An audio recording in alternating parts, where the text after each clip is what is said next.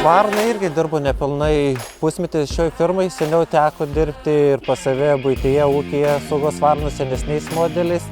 Renkasi dėl to, kad Husqvarna pas mus yra numeris 1 ir bus numeris 1 dėl savo korpusų patvarumo, dėl savo našumo ir aišku, kiekvieną metą labai stipriai atsinaujina.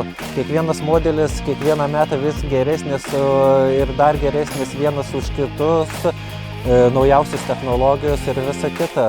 Palengvėjo, jau daugiau eina iš pjūklo, padaryti galius, manevringesni jie yra, korpusai patvaresni, labai stipriai surinktas ir patogiai padarytas dirbti rimtiems darbams. Jis nesulūž taip paprastai, kaip ir dirbęs tiek su benzininiu, tiek su akumuliatoriniu pjūklu.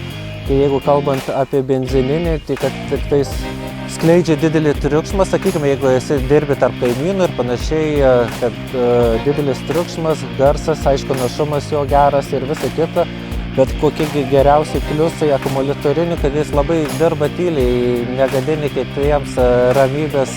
Jeigu profesionaliam naudojimui ieškom pjūklo, tai iškart žiūrėsim į pjūklo galingumą, jo svorį, nes visą dieną su juo dirbame, pjauname medžius. Įvairiausių tipų, įvairiausių sudėtingumų, kad būtų tau pačiam lengva dirbti, kad neatkirstų ir nugaros, ir pakaktų pakankamai galios pjauti, kad būtų lengva pjauti tau pačiam, kad eitų dirbti, o nesižaisti ten prie to medžio, kad vyktų darbas, būtų darbo našumas ir visa kita. Smagu, kad Husqvarna visą tai turi ir suteikia mums tokias šaunias galimybės.